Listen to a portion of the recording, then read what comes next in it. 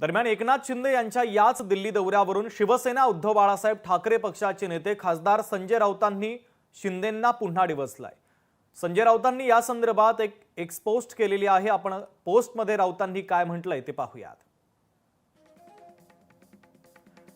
गुरुपौर्णिमेच्या निमित्तानं उपमुख्यमंत्री शिंदे यांचे दिल्लीत त्यांचे गुरु अमित शहांना जाऊन ते भेटले। धर्मवीर चित्रपटामध्ये आनंद दिघे यांचे चरण गुरुपौर्णिमेच्या निमित्तानं शिंदे धुत आहेत असं दाखवलं।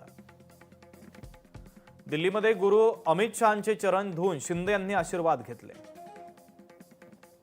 त्यानंतर मुंबईत झालेली मराठी एकजूट कशी फोडता येईल यावर दोघांमध्ये चर्चा झाली। तूर्त इतकंच, बाकीचा तपशील लवकरच असं एक पोस्टमध्ये खासदार संजय राऊतांनी म्हटलेलं आहे। दरम्यान खासदार नरेश म्हस्के यांनी संजय राऊतांना प्रत्युत्तर दिलंय। संजय राऊत यांना एकनाथ शिंदे यांचे नाव घेतल्याशिवाय त्यांच्या घशाखाली अन्न जात नाही।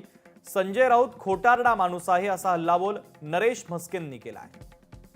शिंदे साहेबांचं नाव घेतल्याशिवाय त्यांच्या घशाखाली अन्नही जात नाही आणि त्यांना सामनाचा पगारही मिळत नाही। आता ते घुमतायत, थोडे दिवसांनी ते चावायला लागतील लोकांना। कपडे फाडून रस्त्यावर फिरणार आहेत, त्यांना जबरदस्ती आमच्या ह्या बाजूच्या मेंटल हॉस्पिटलमध्ये त्यांना ॲडमिट करावं लागणार आहे। काल जे एकनाथ शिंदे साहेब जे दिल्लीमध्ये होते, सुप्रीम कोर्टामध्ये आमची केस आहे, सिनियर काउन्सिलला भेटायला त्या ठिकाणी गेले होते। काल माननीय देशाचे गृहमंत्री अमित भाई शाह दिल्लीत नव्हते।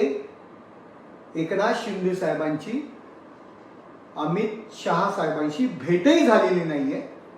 राजनाथ सिंह साहेबांचा वाढदिवस होता, त्यामुळे साहेब दिल्लीत असल्यामुळे राजनाथ सिंह साहेबांना भेटले आणि वाढदिवसाच्या शुभेच्छा दिल्या।